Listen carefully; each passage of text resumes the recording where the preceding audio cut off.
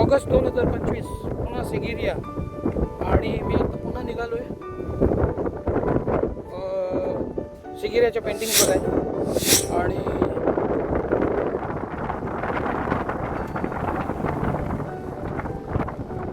वारा खूप आहे. काश्यप आत्ताही ती चमकते. काश्यप राजे जे होते ते जेव्हा जायचे तेव्हा ते बघा त्या मिरर पॉलिशचं जे आहे त्याच्यामध्ये दिसते.